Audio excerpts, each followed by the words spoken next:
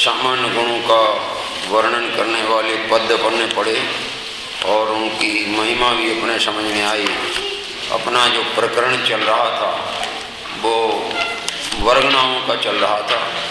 मैं रिवीजन के तौर पर वर्गणाओं के विषय में कुछ प्रश्न पूछता हूँ, आप सावधानी से जवाब देना। हमारे शरीर रूप परिणमन किस वर्गणा का होता है? कौन सी वर्गणा?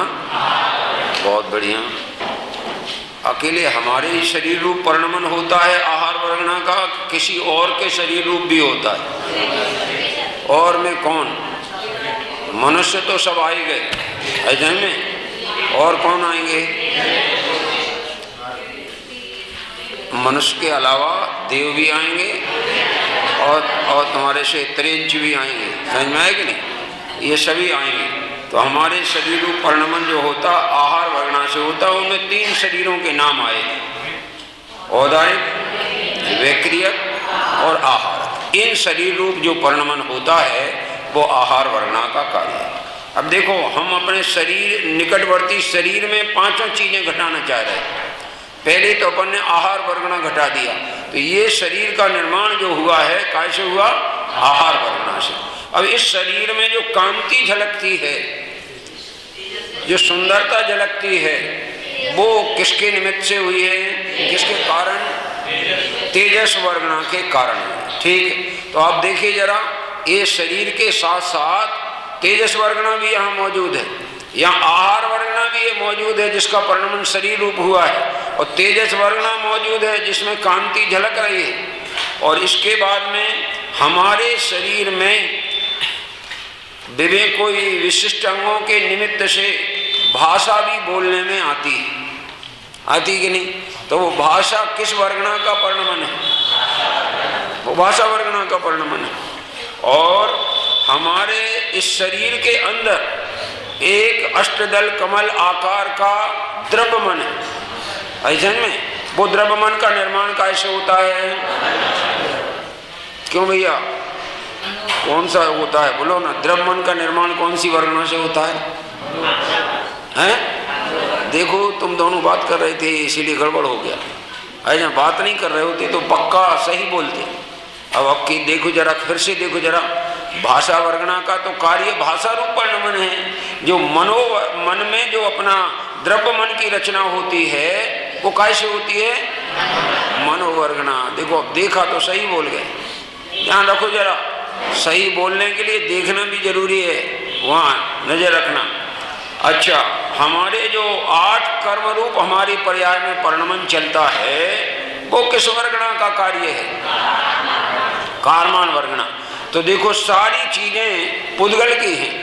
शरीर पुद्गल का है, शरीर में कांति पुद्गल की है, शरीर के निमित्त से जो भाषा निकलती है पुद्गल की है, और तुम्हारे से अष्टदल कमल आकार का जो द्रव्य मन है वो भी पुद्गल की है, यानी तुम्हारे से मनोवर्गणा रूप पुद्गल द्रव्य का परिणमन है। और 8 प्रकार के कर्मों रूप जो परिणमन होता है वो कार्मण वर्गणा का परिणमन है। इस तरह से 5 प्रकार की वर्गणाओं का परिणमन हमारे निकटवर्ती शरीर में दिखाई देता है। हमने बोला तो जरूर इसको है हमारा शरीर, क्या बोला है? पर हमारा है कि नहीं? तो बोला जाता है, अलग बात है, लेकिन बात कुछ और होती है। देखो, हम आपको एक दृष्टांत देते हैं। एक बच्चे को माता पिता ने कहा जाओ लालटेन जला लाओ। क्या कहा? हाँ, तो वो गया, लालटेन लेके उसने अग्नि में झोंक दी। बोले लाओ लालटेन, कहे वो तो हम जला दी। क्यों जला दी? तुमने क्या बोला था? कि लालटेन जला लाओ। तो भाषा तो व्यवहार की ऐसे ही बोलना पड़ती है कि लालटेन जला लाओ। वहाँ वास्तव में लालटेन को नहीं जलाना था, उसमें जो बत्ती थी ना, बत्ती, वो लालटेन की बत्ती जलाना थी और बोला गया लालटेन को जला लाओ। अब जो नहीं समझेगा उस भाषा को, वो मिथ्यात्व का पोषण करेगा। अपन बोल रहे हैं हमारा शरीर, ऐसे बोल रहे हैं कि नहीं बोल रहे? तो वो तो निमित्त का ज्ञान कराने के लिए हमारा शरीर बोला है। वास्तव में शरीर हमारा है नहीं, शरीर तो आहार वर्गना का है और पुद्गल की रचना है, ठीक है ना। इन सबको समझने का प्रयोजन तो इनसे भिन्न आत्मा को समझना है। यदि आत्मा को नहीं समझा और हमने इनको सबको लक्षणों को याद कर लिया लेकिन भाव भाषण नहीं आया, उसमें भेद ज्ञान नहीं पैदा हुआ, तो याद करने का कोई फल नहीं। मालूम, तोता भी कुछ याद कर लेता है। क्या याद कर लेता है मालूम? तोते को सिखाते हैं लोग। ब्राह्मणों के यहाँ घर में पिंजरा होता है और वो तोते को रखते हैं, उसको सिखाते हैं राम राम। क्या सिखाते हैं? राम नाम सिखाते हैं। लेकिन वो राम राम बोलता तो हर किसी से, जो कोई आए सबसे राम नाम बोलेगा, लेकिन वो राम नाम का भाव भाषण नहीं होता। मैं एक पोपट की कहानी सुनाई देता हूं तुम्हारे लिए, कैसे वो बोलता है लेकिन जानता नहीं। अगर तुम भी ऐसे ही सिद्धांतों को याद कर लोगे, बोलने लगोगे, लेकिन उसका जो प्रयोजन भेद विज्ञान है वो नहीं जानोगे, तो तुम्हारी हालत भी वो पोपट जैसी होगी। पोपट माने तोते जैसी होगी। पोपट तो गुजराती में बोलते हैं, समझ में, हिंदी में तोता कहते हैं, अंग्रेजी में पैरट कहते हैं ना, हैं। तो वो तोते के विषय में मैं एक दृष्टांत देना चाहता हूँ। किसी एक व्यक्ति ने अपने तोते को पढ़ा के रखा था। क्या पढ़ाया था भाई? इतना पढ़ाया था कि इसमें क्या शक। क्या पढ़ाया था भाई? इतना पढ़ा दिया और वो बोलने लगा, कोई कुछ भी बात करे तो वो क्या बोलता था? क्या शक। समझ में आएगा नहीं? तो वो तोते को बेचने ले गया मार्केट में। लोगों ने पूछा, भाई ये तोता कितने का? तो बोलेगा ये 1000 रुपये का। तोता की 1000 कीमत हो ही नहीं सकती। अरे 100 रुपया अधिकतम होवे तो होवे, 1000 कैसे हो गए? कहिए वो तोता नहीं है, ये पंडित तोता है। कौन सा तोता है? पंडित माने इसको याद है, सब चीजें याद है। अच्छा, कि हमें कैसे पता चले कि पंडित है? कि तुम पूछ लो ना इससे प्रश्न। तो उसने पूछा, क्यों तोता तुम पंडित हो? उसने क्या कहा? क्योंकि वो सीख गया था ना उतना, इसमें क्या सक। उसने कहा इसमें क्या सक, तो फिर हम आपको खरीद लें।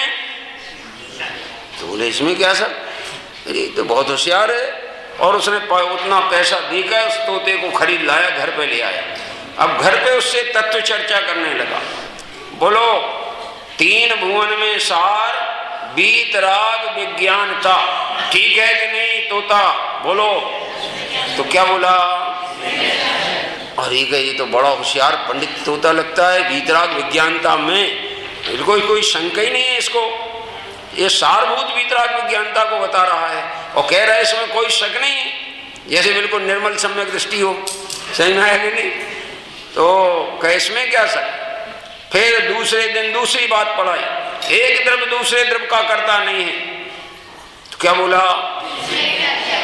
यार ये तो वाकई बहुत होशियार है, यानी इसमें क्या शक बोल करके कहता है कि मुझे तो सब बात मजबूती से मालूम है। तो एक दिन कोई दूसरे उसके मिलने वाले आए, अन्य मत वाले, और बोले तोता से जब तक बात करने लगे, वो आने का उन्हें टाइम था तो बात करने लगे। क्यों तोता? बोलो, भगवान की कृपा से सब होता है कि नहीं? तो तोता क्या बोला? इसमें क्या शक। तो वो सुन लिया उसने जिसने 1000 रुपया दिया था। अरे इसको तो खाली एक लाइन भर याद है, इसमें क्या शक। पर ये भाव भाषण तो जानते ही नहीं, किसके संग में इसमें क्या शक लगाना चाहिए और कहाँ नहीं लगाना चाहिए, उसका अर्थ इसे मालूम ही नहीं। तो वो आके पूछने लगा, क्यों तोता, मैं तेरे को खरीद के ठगा गया हूं क्या? तो क्या बोला? इसमें क्या शक। तो क्या मेरे पैसे पानी में चले गए? बोला इसमें क्या शक। अब आप बताओ, वो पोपट ने, तोते ने पढ़ के तो रखा था, लेकिन जो बोलता था वो एक ही लाइन, एक वाक्य का भी अर्थ समझता था वो। तो अगर हम तोते की तरह याद भी कर लें, लेकिन उसके भाव को ना समझें, तो प्रयोजन अपना सदेगा नहीं, भेद ज्ञान होगा नहीं, और आत्म कल्याण का मार्ग मिलेगा नहीं। तो जैन सिद्धांत प्रवेशिका में है तो सब सिद्धांत ही सिद्धांत, और अब तो अधिकांश सिद्धांत पुद्गल से संबंधित चल रहे हैं। लेकिन पुद्गल से संबंधित सिद्धांतों को समझकर हमें ये भेद ज्ञान करना है कि ये सारा परिणमन पुद्गल का है, शरीर रूप परिणमन पुद्गल का है, शरीर की सुंदरता पुद्गल की है, शरीर में जो भाषा आदि का परिणमन देखा जाता है वो भाषा वर्गणा का है, पुद्गल का है। मन की जो रचना होती है वो भी पुद्गल की है, मनोवर्गणा की है। और तुम्हारे से जो कर्म बंधते हैं आत्मा को, वे भी सब किसकी रचना है? पुद्गल की, कार्मान वर्गणा की। इससे पता लगता है कि पांचों वर्गणाएं पुद्गलमय हैं, उनका परिणमन पुद्गल का परिणमन है। इनमें कोई भी मेरा, तो मेरा शरीर बोले, मेरी सुंदरता बोले, मेरी वाणी बोले, मेरा मन बोले, अथवा मेरे कर्म ऐसा बोला जाए, तो भी वे वास्तव में मेरे नहीं हैं। मेरे कहे तो जाते हैं पर मेरे नहीं। सारी व्यवहार की भाषा बिल्कुल दिन भर लोग उल्टी बोलते हैं, उल्टा ही बोलते हैं। सब्जी लेने जाओ और आपने मान लीजिए टमाटर खरीदे और फिर अपना पैसा निकाल के उसको देने लगे, तो तुमने बोला, क्या बोला? ये लो, काय के पैसा हैं? टमाटर के पैसा होते हैं? पैसा तो या तो कागज का होगा या फिर धातु का होगा, लेकिन तुमने बोला टमाटर का पैसा, तो वो समझ गया कि नहीं कि टमाटर का नहीं, टमाटर के निमित्त से जो धातु या जो तुम्हारे कागज का है वो पैसा। बोला तो ऐसे ही जाएगा व्यवहार में उल्टा, लेकिन समझ लेते हो तुम बिल्कुल ज्यों कहते हो। समझ में आएगा नहीं? ऐसे यहाँ पर व्यवहार में हम भाषा प्रयोग करेंगे कि शरीर मेरा, सुंदरता मेरी, अध्ययन में मन मेरा, वचन मेरा और कर्म मेरे, ऐसा बोला जाएगा। लेकिन वास्तव में ये सब परिणमन पुद्गल का है। ये कोई भी मेरे न थे, न हैं और न रहेंगे। ठीक है, अब आगे देखिए। अब वो 5 शरीरों की चर्चा अपन ने कल की थी। पहले मैं एक बार ये बता दूं, फिर प्रश्न कर रहा हूं। 5 शरीर कौन से थे? औदारिक, दैक्रियक, आहारक, तेजस और कारण। अब मैं प्रश्न कर रहा हूं, तुम्हें जवाब देना है। त्रियंच और मनुष्य का स्थूल शरीर कौन सा शरीर है? औदारिक, राइट, बहुत अच्छा, औदारिक शरीर है। देव और नारकियों का कौन सा शरीर होता है? दैक्रियक होता है। मुनिराज के, रिद्धिदायी मुनिराज के जो पुतला निकलता है वो कौन सा शरीर है? वो आहारक शरीर है। और औदारिक, दैक्रियक और आहारक शरीर, इनमें जो कांति उत्पन्न करता है, सुंदरता उत्पन्न करता है, वो कौन सा शरीर है? तेजस शरीर है। अच्छा, इसके बाद में 8 कर्मरूप जो परिणमन होता है, ज्ञानावरणी, दर्शनावरणी, वेदनी, मोहनी, आयु, नाम, गोत्र और अंतरा, ये सारा परिणमन कौन सा शरीर कहलाता है? कार्बन शरीर कहलाता है। तो ये 5 शरीर अपने कहने में आ सकते हैं, लेकिन ये अपने हो सकते समझ में आएगा नहीं। औदारिक शरीर भले कहा जाए कि मेरा है, लेकिन है रचना किसकी? पुद्गल की। ऐसे ही त्रियंचों का शरीर, इसी तरह नारकियों का शरीर, इसी तरह देवों का शरीर, ये सब पुद्गल वर्गणाओं की रचना है। अब पुद्गल रूप हैं, ये कोई भी अपने नहीं है, ना अपना स्वरूप है। अभी भी वर्तमान में ये शरीर अपन को दिख रहा है, तो ये कौन सी वर्गणा दिख रही है? बोलो भाई। आहार वर्गणा दिख रही है। और देखने वाला कौन है? देखने वाला आहार वर्गणा है कि आहार वर्गणा से भिन्न अमूर्तिक आत्मा है? कौन है देखने वाला? तो मैं दिख रहा है वो हूं कि मैं देख रहा हूं वो हूं? यानी मैं देखने जानने वाला हूं कि ये जो दिख रहा है रूपी पदार्थ वो मैं हूं। समझ में आया? मकान दिखता है, वो मकान अपना है कि पराया? पैसा दिखता है, वो अपना है कि पराया? देखो ये सब बोल रहे बच्चे, सही बोल रहे हैं, यथार्थ बोल रहे हैं। ये पराया है और अपना कौन है भैया? अपना तो आत्मा, ठीक है ना? वो ज्ञानमयी आत्मा अपना है, बाकी सब पराया। तो ये 5 शरीरों का भी अपन को परिचय हो गया, 5 वर्गणाओं का हो गया, 5 शरीरों का हो गया। वर्गणाओं में आए तेजस, आहारक वर्गणा, तेजस वर्गणा, भाषा वर्गणा, मनोवर्गणा और कर्मण वर्गणा। और शरीरों में 5 कौन से आए? औदारिक, वैक्रियक, आहारक, तेजस और कर्म। ठीक, अब आप आगे देखिए, हमारे पास कितने शरीर हैं ये बताना है। कितने शरीर हैं तुम्हें बता, तुम्हें हेल्प करूंगा, तुमको जल्दी पता लगते जाएगा। ये शरीर कौन सा है हमारे पास? ठीक, एक तो औदारिक शरीर है, इसमें जो कांति झलकती वो तो तेजस शरीर भी अपने पास है, और कर्मों का बंध भी हुआ है तो कर्मण शरीर है। कितने शरीर हो गए हमारे पास? 3 होते। अच्छा, देवों के पास कितने शरीर हैं जरा विचारो?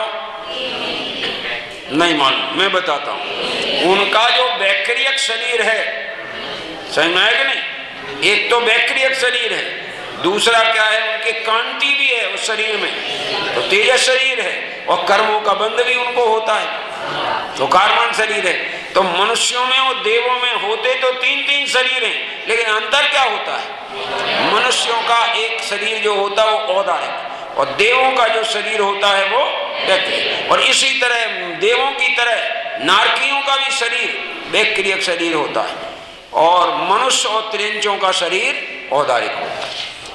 और अब ये औदारिक वैक्रियक के संबंध में बात हुई।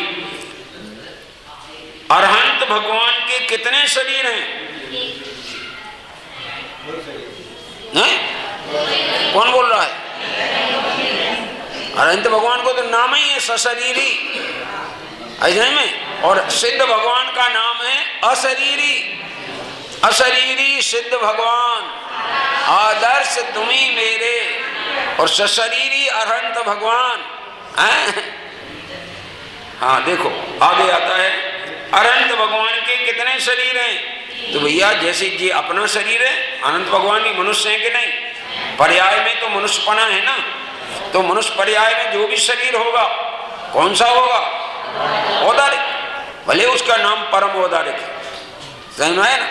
अनंत भगवान के शरीर का नाम परम श्रेष्ठ औदारिक शरीर इसलिए श्रेष्ठ है कि उस औदारिक शरीर में भोजन किए बिना भी उसमें उसकी पुष्टि होती रहती है। वो औदारिक उनका जो शरीर है मलमूत्र आदि से रहित होता है। समझ में आएगी? इस कारण से वो परम श्रेष्ठता को प्राप्त हो गया। परम औदारिक शरीर है। अच्छा, उसमें कांति भी होती है, तो कौन सा उनके शरीर हुआ? तेजस्वी हुआ। और अभी अनंत भगवान के कर्म भी मौजूद हैं, अघातीय कर्म मौजूद हैं, तो कौन सा शरीर हुआ? तो जैसे हमारे 3 शरीर हैं, ऐसे अरहंत भगवान के भी 3 शरीर हैं। अब फिर प्रश्न सुनना सावधानी से, सिद्ध भगवान के कौन कौन से शरीर हैं? अशरीरी हैं। देखो बोल दिया, अशरीरी माने शरीर है ही नहीं। तो वे 5 शरीर किसके हैं? आत्मा के कि पुद्गल के? पुद्गल के हैं। संगति में देखा तो जीव के कहने में आते हैं, पर वे जीव के हैं नहीं। वे निर्मित काय से हैं? वे निर्मित तो पुद्गल की वर्गणाओं से, विभिन्न प्रकार की वर्गणाओं से निर्मित है। और इसके आगे मेरा प्रश्न है, नया प्रश्न, उसे समझाना भी पड़ेगा। इसमें आया है, देखिए आगे, ये 35 नंबर का, एक शरीरों की चर्चा पूरी हो गई। अब 35 नंबर का प्रश्न है, एक जीव के साथ कितने शरीर हो सकते हैं? ये तो अपन ने अब भी चर्चा कर ली। देखो यहाँ लिखा है, एक जीव के साथ एक साथ कम से कम तो 2 और अधिक से अधिक 4 शरीर हो सकते हैं। परंतु खुलासा इस प्रकार है, विग्रह गति में। अब ये विग्रह गति क्या है बता दें तुमको पहले, तब फिर समझ में आएगा। एक पर्याय छोड़कर जीव जब दूसरी पर्याय में जाता है तो पहली पर्याय छूट गई और दूसरी पर्याय जब तक प्राप्त नहीं हुई तब तक की दशा को विग्रह गति कहते हैं। समझ में आए ना? ये मनुष्य पर्याय छूट गई और देव पर्याय में जाना है, तो देव पर्याय मिली नहीं और मनुष्य पर्याय छूट गई, तो बीच की जो अवस्था है वो क्या कहलाएगी? विग्रह गति। और वो विग्रह गति में अधिकतम टाइम 3 समय लगता है और कम से कम टाइम 1 समय लगता है। एकम 2 3 वा अनाहार का 1 समय लगता है, 2 समय लगते हैं अथवा अधिकतम 3 समय लगते हैं। तो विग्रह गति माने पूर्व शरीर छोड़ा और नया शरीर ग्रहण करने को चला, लेकिन अभी नया शरीर ग्रहण नहीं हुआ, वो बीच की अवस्था का नाम विग्रह गति। वो विग्रह गति में पूर्व का औदारिक शरीर छोड़ दिया, नवीन वैक्रिया कभी ग्रहण किया नहीं, तो उसके पास कितने शरीर होंगे विग्रह गति में? बोलो कौन से 2? देखो, तेजस और कर्मा। बिल्कुल ठीक बात है, विग्रह गति में 2 शरीर होते, तेजस और कर्मा। और मनुष्य और त्रियंच के 3, औदारिक, तेजस और कर्मा। देव और नारकियों के भी 3, वैक्रियक, तेजस और कर्मा। और आहारक रिद्धिधारी मुनिराज के 4। कौन से 4 हो गए? एक तो औदारिक है, एक आहारक है और तेजस और 4 शरीर। 2 शरीर एक साथ कौन से नहीं रह सकते हैं? क्या बोले? हमें समझ नहीं आया। औदारिक और क्या बोला है? हाँ राइट, औदारिक और वैक्रियक 2 शरीर एक साथ नहीं हो सकते, क्योंकि वे अगर तुम मनुष्य पर्याय में होगे या त्रियंच में होगे तो औदारिक होगा, और तुम अगर देव पर्याय या नरक पर्याय में होगे तो वैक्रियक होगा। ये 2 शरीर एक साथ नहीं हो सकते, इसलिए अधिकतम शरीर 4 हो सकते, 5 नहीं हो सकते। ठीक है ना? अभी आगे इसमें धर्म द्रव्य की चर्चा शुरू हो रही, क्योंकि अभी तक जितनी चर्चा चली है, पहले जीव द्रव्य का लक्षण आया था, फिर पुद्गल द्रव्य का लक्षण आया था, फिर पुद्गल द्रव्य के 2 भेद आए थे, अणु और स्कंद आया था, और स्कंद के फिर ये भेद जो 22 प्रकार के भेद हैं, उनमें 5 वर्गणाएं गिनाई थी, उनका 5ओं का स्वरूप बताया। फिर उनके बाद में 5 शरीरों की चर्चा की, उनका स्वरूप बताया। और अब जब ये पूरा हो गया शरीर का प्रकरण, तो पुद्गल का वर्णन पूरा हो गया, तो जीव का वर्णन हो गया और पुद्गल का हो गया। अब कौन सा आएगा इसके बाद? तो देखो धर्म द्रव्य 36 नंबर पे देखो लिखा ना, धर्म द्रव्य किसे कहते हैं? स्वयं गमन करते हुए जीव और पुद्गल को गमन करने में जो निमित्त हो उसे धर्म द्रव्य कहते हैं। जैसे गमन करती हुई मछली को गमन करने में निमित्त कौन है? पानी। तो अब बताओ, पानी मछली को चलाता है कि मछली अपनी योग्यता से चलती है? तो इसका अर्थ ये निकला कि निमित्त कभी भी उपादान का कार्य का कर्ता नहीं होता है। उपादान स्वयं अपना जब कार्य करता है तो जो अनुकूल होता है वो निमित्त कहलाता है। ठीक है ना? तो वो पानी उसके लिए मछली को चलने में अनुकूल है। ऐसे ट्रेन है, वो तुम्हारे पांथ पे चलती है तो वो उसके लिए अनुकूल है। इसी तरह से जीव और पुद्गलों को जो गमन में, पर कैसे जीव पुद्गल? स्वयं गमन करते हुए। ऐसा नहीं है कि वो धर्म द्रव्य गमन कराता है और अधर्म द्रव्य रोकता।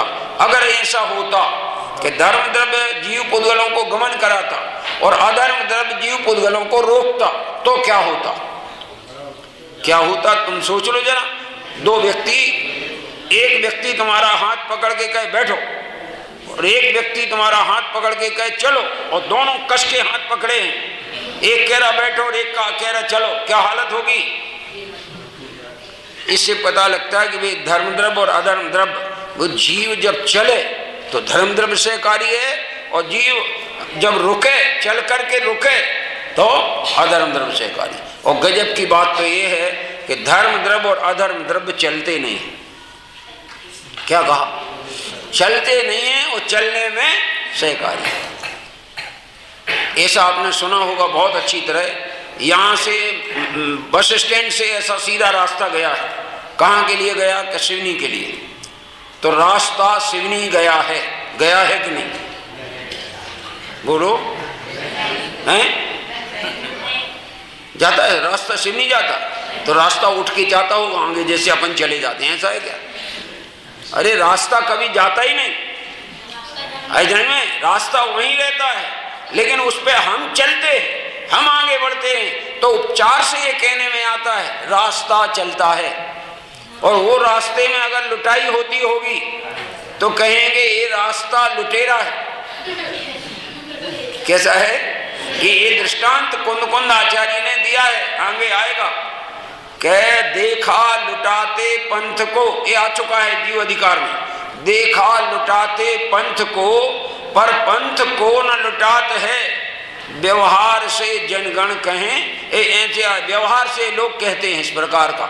समझ में आया? ये व्यवहार का कथन है, पर वास्तव में रास्ता नहीं लूटता, रास्ते में चोर ही लूटते। समझ में आएगा? तो भाषा का प्रयोग है। अगर हम भाषा का भाव नहीं समझेंगे तो उल्टा अर्थ हो जाएगा। मालूम कैसा उल्टा अर्थ हो जाएगा? तो मैं बता दें जरा भाई। बीच बीच में इन्होंने कहा वैसे तो ये प्रश्न जो है, प्रश्न और उत्तर, इनमें कुछ भी दृष्टांत जितने संभव है वो दिए जा सकते हैं। ऐसा नहीं, और कोई कहानी नहीं सुनाई जा सकती। लेकिन अब हमने सोचा कि बच्चों को थोड़ा सा बीच बीच में जबरदस्ती सुनाना, कहानी बिल्कुल फिट करके सुनाना है। तो मैंने अभी क्या कहा था कि अगर हमने अभिप्राय सही नहीं समझा तो गड़बड़ हो जाएगी। जैसी एक बुढ़िया की गड़बड़ हुई थी। किसकी गड़बड़ हुई थी? अब प्रश्न आएगा तुम्हारे लिए, बुढ़िया की क्या गड़बड़ हुई थी? तो आएगा कि नहीं आएगा?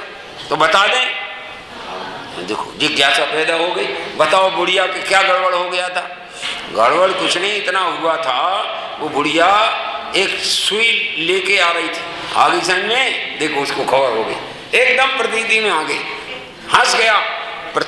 जो चीज का परिचय हो जाए तुरंत आनंद आता है, ये पक्का है। वो बच्चे को जैसे ही खबर पड़ा बुढ़िया का तो हमें ख्याल में आ गया, आनंदित हो गया, प्रसन्न हो गया चित्त। अजन में हमारे आचार्य ने तो ऐसा लिखा, अमरचंद्र आचार्य ने, कह रहे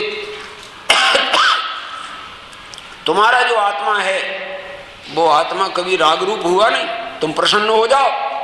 तुम तो ज्ञानमय थे और ज्ञानमय हो और ज्ञानमय रहोगे। तुम भ्रांति पाल के रखे थे, जो अपने को रागमय मानते थे, शरीरमय मानते थे, संयोगमय मानते थे, तुम ऐसे थे ही नहीं। ऐसा नहीं तो वो बुढ़िया वाला बता दे, नहीं तो तुमको फिर दिमाग में परेशान करेगा, है ना। तो बुढ़िया एक सुई खरीद के लाई और वो हाथ से गिर गई। तो गिरी थी एक खंबे के पास, सो वो ढूंढ रही थी वहीं पे, पर वो खंबा का लाइट बुझा था, शाम का टाइम था, अंधेरा था। ऐसा होता ना, कोई कोई लाइट बुझा रहता है कभी कभी, तो वो बुझा था। तो देखो वो अंधेरे में ढूंढ रही थी। तो एक राहगीर निकला, बोलो माता जी क्या कर रही हो? बेटा अगर सुई खरीद के लाए थे तो गिर गए, सो को ढूंढ रहे हैं। उनका माता जी अंधेरे में नहीं मिलती कभी सुई। कहाँ ढूंढो भैया? उजेले में ढूंढो ना। अच्छा उजेले में ढूंढना है। अंगला खंबा के यहाँ उजेला था, जाके वहां ढूंढने लगे। फिर दूसरे ने पूछा माता जी क्या कर रही हो? बेटा सुई ढूंढ रहे हैं। कह सुई कहाँ गिरी है? कह गिरी तो बेटा वो खंबा के पास है। अरे गजब है माता जी, वो खंबा के पास गिरी है और तुम इस खंबा के पास खोज रही हो, तुम्हें कभी मिलेगी सुई? हैं? अरे क्या भैया हम क्या करें जी, उपदेश देने वाले भी सब ऐसे ही हैं, मालूम नहीं, कोई कोई कुछ बोलते, कोई कुछ बोलते। पहले मैं वहां ढूंढ रही थी जहां गिरी थी, तो वो बोला कि उजेले में ढूंढो।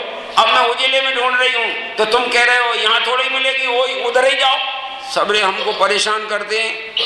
तो परेशान सबरे कर रहे हैं कि तुम्हारे को इनका भाव भाषण नहीं हो रहा है, समझ में नहीं आ रहा है क्या अभिप्राय है। उनका अभिप्राय ये था जहां सुई गिरी है वहीं ढूंढो, परंतु अंधेरे में मत ढूंढो, प्रकाश करके ढूंढो। ठीक है ना। अपना सुख गुम गया है। क्या गुम गया? सुख चाहिए कि नहीं सबको? जे त्रिभुवन में जीव अनंत, सुख चाहे दुख देवे, सबको सुख चाहिए। कहाँ गुम गया हमारा सुख? बोलो, हमारा सुख कहाँ है? सुख नाम का विशेष गुण किसके पास है? आत्मा के पास है। तो तुम ढूंढ किसके पास रहे हो? उद्गल के संयोगों के पास ढूंढ रहे हो, उनके पास सुख मिलेगा? मैं भूल स्वयं के वैभव को पर ममता में अटकाया हूं, अब निर्मल सम्यक नीर लिए मिथ्या मल धोने। अपने वैभव को भूल गया हूं, मेरा सुख मेरे में है, अंतर में सुख है, ये पता लग जाए तो बाहर की दौड़ बंद हो जाए, बाहर की दौड़ घट जाए और अंतर्मुखी वृत्ति बन जाए।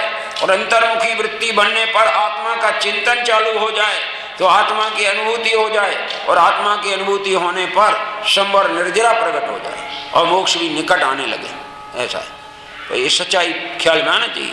तो चलो वापस आ रहे हैं। धर्म द्रव्य किसे कहते, ये प्रकरण चल रहा था। किस किस के लिए धर्म द्रव्य निमित्त बनता है? जीव और पुद्गल में। इसका अर्थ ये है कि 6 द्रव्यों में कौन कौन से द्रव्य चलते हैं, गमन करते हैं, और रुकते भी कौन है गमन पूर्वक? जीव और 4 द्रव्य गमन नहीं करते न रुकते हैं, वे तो सदा एक जगह अवस्थित या स्थिर रहते हैं। कौन से 4 द्रव्य?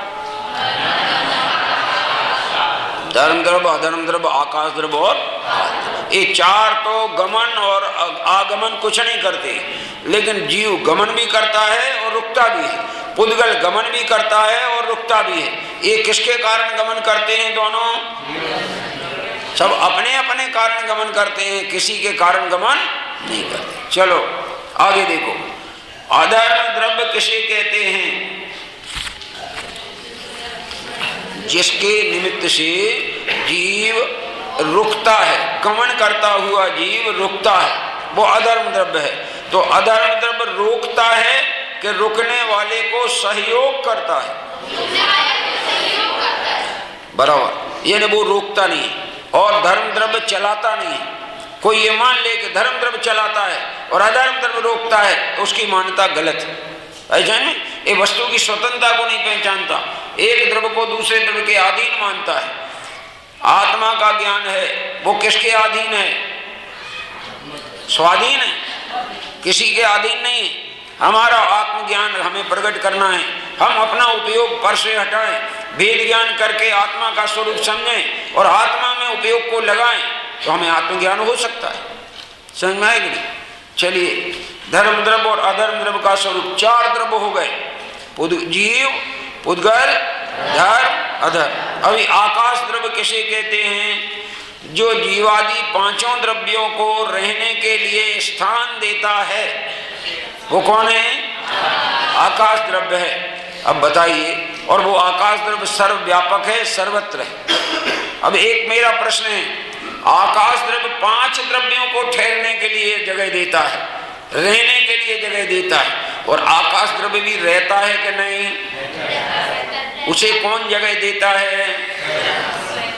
उसे कोई जगह नहीं देता, माने वो स्वयं ही अपने लिए, उसके लिए स्वयं सिद्ध जगह, अब उसकी निजी क्षेत्र कहलाता है, कोई से उसे जगह की जरूरत नहीं पड़ती।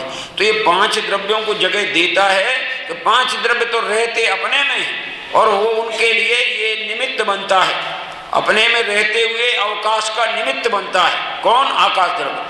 और वास्तव में तो 6 द्रव्य अपने अपने में रहते हैं, कोई द्रव्य किसी अन्य द्रव्य में नहीं रहता। ऐसा आकाश द्रव्य के 2 भेद हैं। कौन कौन से? लोकाकाश और, तो लोकाकाश क्या है? जिसमें 6 द्रव्य पाए जाते हैं, उतनी जगह को आकाश के उतने अंश को लोकाकाश कहते हैं। और जहां 6 द्रव्य नहीं पाए जाते हैं, ऐसे मात्र आकाश ही आकाश को, जो लोक के बाहर है, उसको क्या कहते हैं? ठीक है ना? तो तुम आलोक में जा सकते हो कि नहीं? बोलो, कहाँ रह सकते हो? अधिकतम लोकाकाश के अंत में। ठीक है ना? मगर आलोक में कोई द्रव्य जाता नहीं, गमन करे तो जीव द्रव्य अपनी शक्ति से गमन करता है क्रियावती, और जाके सिद्धालय में विराजमान रुक जाता है। तो अपनी क्रियावती शक्ति के दो प्रकार के परिणमन है, एक गति रूप परिणमन, एक स्थिति रूप परिणमन। ये दोनों परिणमन क्रियावती शक्ति के हैं। कोई द्रव्य अन्न न उन्हें चलाता है और न कोई उनको रोकता है।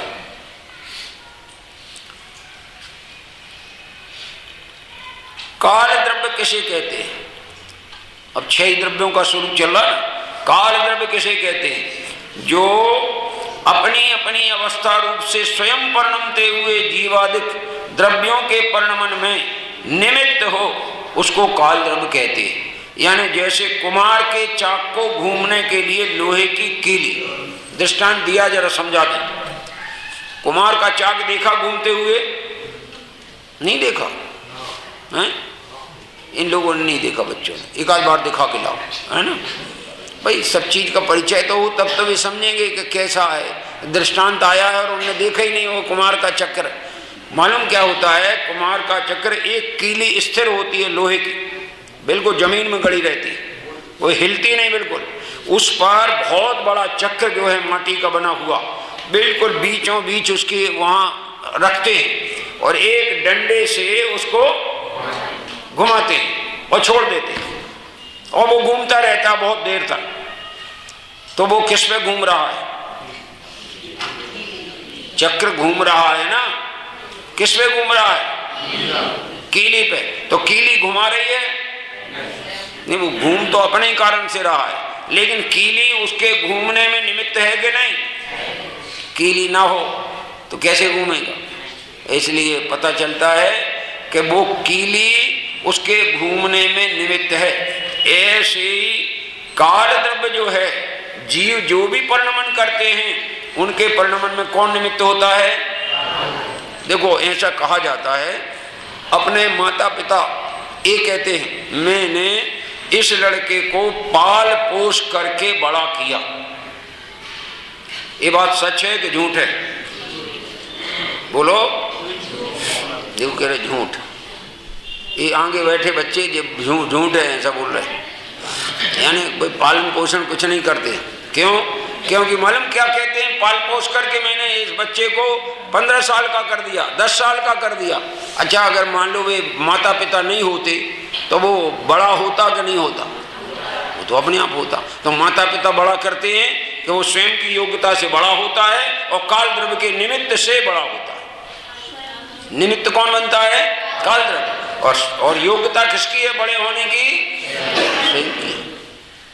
तो माता पिता व्यर्थ का खाली अहंकार करते हैं, मैं इसका पालनहारा हूं।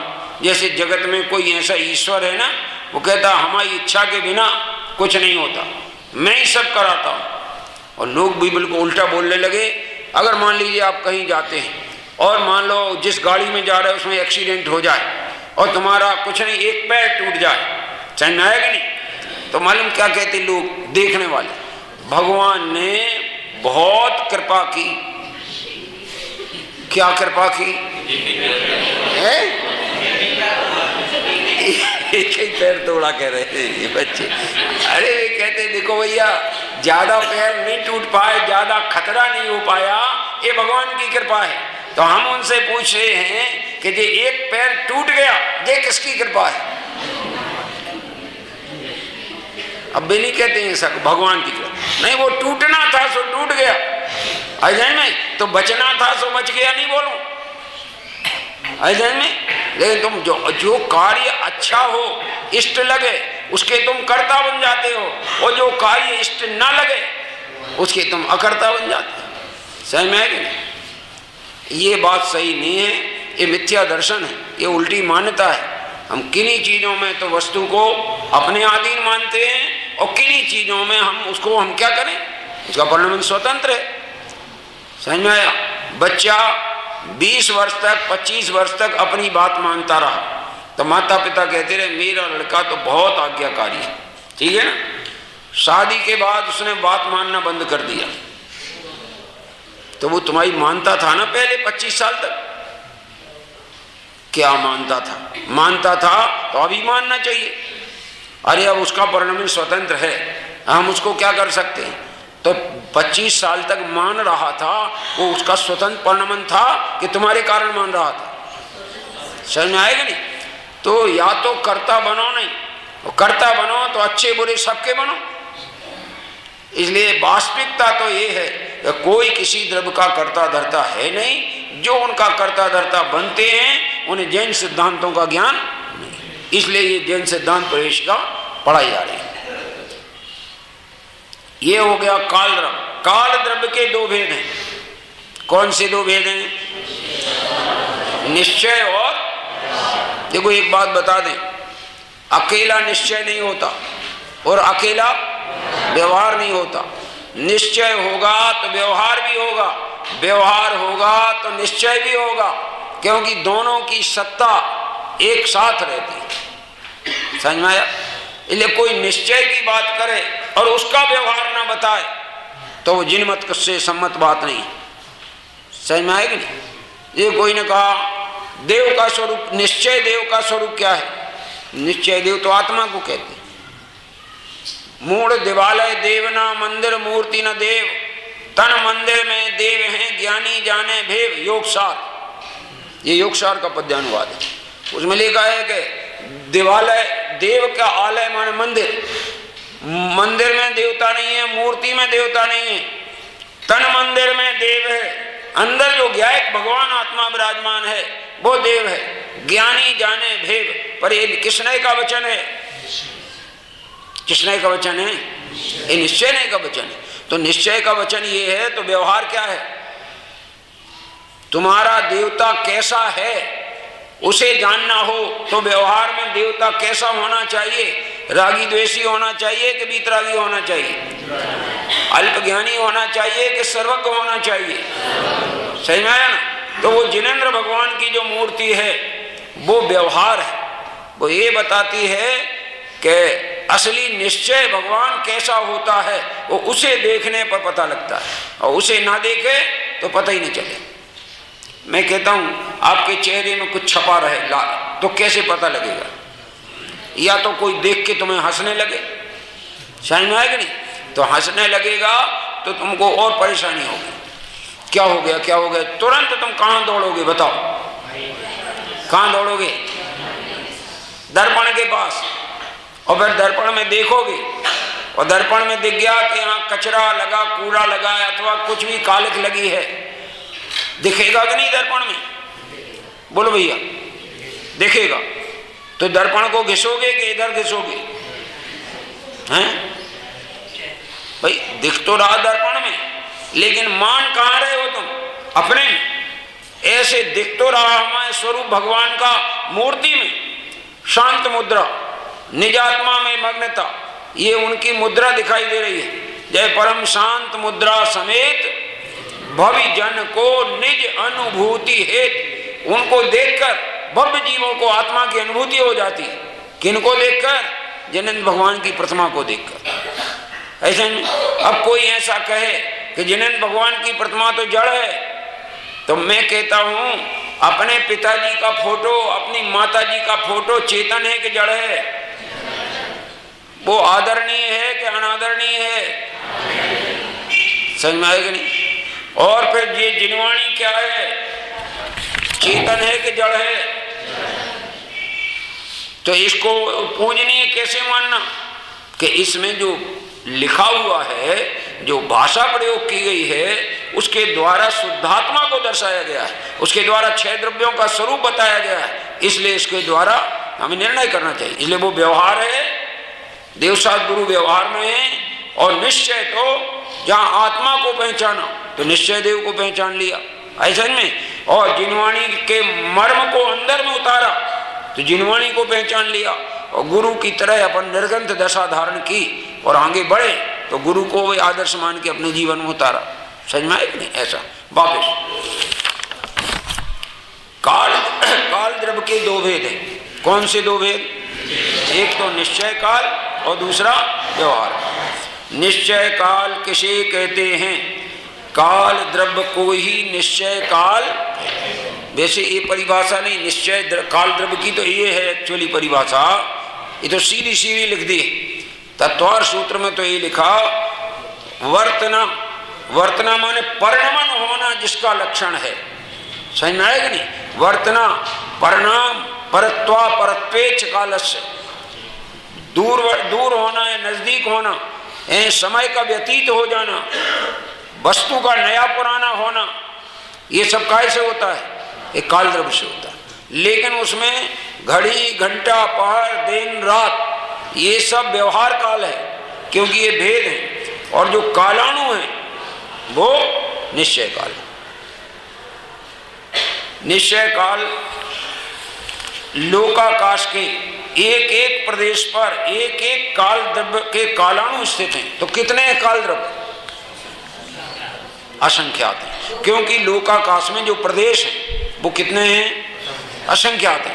और एक एक प्रदेश में एक एक कालाणु विराजमान है। तो कितने कालाणु हो गए? यानी काल द्रव्य असंख्यात है। जीव द्रव्य अनंत है, पुद्गल द्रव्य अनंतानंत है, धर्म द्रव्य एक है, अधर्म द्रव्य एक है, और आकाश द्रव्य एक है, और कालाणु असंख्यात है। ध्यान रखना। और मैं कितना हूं? मैं एक हूं, अनंत नहीं। जीव अनंत है, मैं तो ऐसा। ध्यान रखना।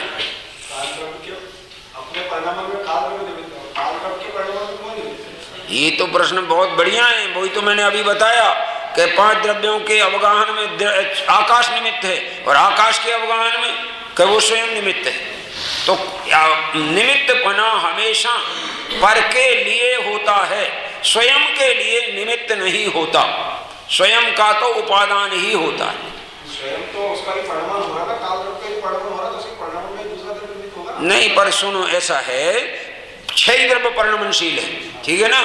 6 द्रव्यों में उत्पाद व्यय होता है, लेकिन उन 6 द्रव्यों के उत्पाद व्यय में एक ही द्रव्य ऐसा है जो परिणमन में निमित्त बनता है। वो कौन सा द्रव्य है? वो काल द्रव्य। उसमें ये गुण है परिणमन में निमित्त बनने का। अन्य किसी भी द्रव्य में परिणमन का निमित्त बनने का गुण नहीं है। इस कारण से काल द्रव्य को पर द्रव्य के परिणमन का निमित्त कहते हैं। इसी तरह से दूसरा कालाणु निमित्त होगा है, दूसरा काल द्रव्य निमित्त होगा, दूसरा कालाणु निमित्त होगा। वो कालाणु जो है वे वाकई में देखा जाए तो पूरे पदार्थों 3 लोक में जितने पदार्थ हैं, और उनमें 3 लोक की तो जाने लो, अलोकाकाश है ना, अलोकाकाश, वहां कालाणु नहीं है, लेकिन वो अलोकाकाश भी परिणमन करता है।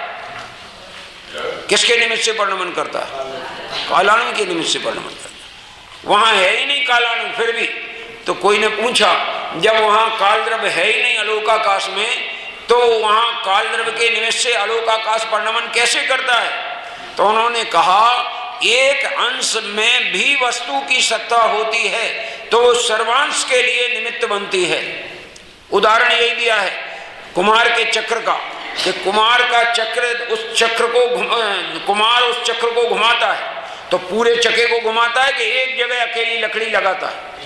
एक जगह, थोड़ी सी अंश में लगाई है तो वो अंश को घुमाता है, तो पूरा अखंड अंशी होने से पूरा घूमता है कि नहीं? ऐसे काल द्रव्य लोकाकाश में भले है, लेकिन वह काल द्रव्य जब परिणमन का निमित्त बनता है तो अखंड आकाश है, तो बाहर अलोकाकाश को भी वही परिणमन का निमित्त बनता है। समझ में है ना? इब्रत द्रव्य संग्रह में आता है, ठीक है ना? वापस टाइम भी हो रहा है, देखिए कहां तक आए अपन? व्यवहार काल के विषय में। व्यवहार काल किसे कहते हैं? वर्ष, महीना, दिवस, घड़ी, पल वगैरह को व्यवहार काल कहते हैं। ये व्यवहार काल निश्चय काल की पर्याय है। समझ में आएगा? इस तरह से 45 प्रश्न तो अभी हुए, अभी 46वां और पढ़ देते हैं, उसके बाद विशेष इसका खुलासा हम कल करेंगे। जीव पुद्गल आदि द्रव्यों की संख्या कितनी कितनी है और उनका क्षेत्र क्या है? देखिए, जीव द्रव्य की अब भी बताई थी मैंने, कितनी? अनंत। वैसे यहां भी अनंत अनंत लिखा है, पर अनंत अनंत को भी अनंत ही कहते हैं, और पुद्गल को अनंत अनंत लिखा है। यानी संख्या की तुलना की जाए तो जितने अनंत जीव द्रव्य हैं उनसे भी अनंत गुणे ज्यादा पुद्गल द्रव्य। इसलिए जीव द्रव्य को एक शब्द में अनंत कहते हैं और पुद्गल द्रव्य को अनंत अनंत कहते हैं। और देखना इन शब्दों को जरा प्रयोग क्या हुआ है। भरे हुए हैं, देखना जरा ये प्रयोग किन किन के साथ में हुआ। जीव द्रव्य अनंत हैं और संपूर्ण लोक में भरे हुए, अजीव पुद्गल द्रव्य भी अनंत गुणे अधिक हैं और वे भी संपूर्ण लोक में भरे हुए। शब्द बदलेंगे अभी, देखो जरा। धर्म द्रव्य अधर्म द्रव्य एक एक हैं और वे संपूर्ण लोक में भरे नहीं लिखा, क्या लिखा है? व्याप्त है। भरे तो तब कहने में आए कि संख्या ज्यादा हो, सही में, और उनकी सत्ता न्यारी न्यारी हो। यहाँ तो एक ही द्रव्य की सत्ता है, धर्म द्रव्य की, तो धर्म द्रव्य 3 लोक में फैला हुआ है, व्यापक है, व्याप्त है। और आकाश द्रव्य एक और लोक में भी व्यापक है और अलोक में भी व्यापक है। काल द्रव्य असंख्यात और वे संपूर्ण लोकाकाश में एक एक प्रदेश पर स्थित हैं। अभी में व्यापक भी नहीं लिखा और भरे हैं ये भी नहीं लिखा, ये लिखा है कि वे एक एक कालाणु एक प्रदेश में स्थित है, वो अपने स्थान को कभी नहीं छोड़ता, समझ में आया। और ये जीव तो और पुद्गल ये यहाँ वहाँ गमन भी करते रहते हैं, इसलिए इनको भरे हुए कहा गया। उसे धर्म अधर्म को व्याप्त कहा गया और तुम्हारे से काल द्रव्य को स्थित कहा गया। समझ में आएगा नहीं? ऐसे एक एक शब्दों का प्रयोग करने में भी बहुत बुद्धिमानी और सावधानी रखी गई। इस तरह से ये 46 तक अपने आज पद हुए हैं। विशेष चर्चा इसकी बाद में हो गई, आज का टाइम हो गया आपका। मैं कल और जितना हो सकेगा उतना बढ़ाऊंगा, बाकी रिवीजन करूंगा, समझ में आएगा नहीं? और रिवीजन करके फिर इसका प्रश्न तैयार कर दूंगा।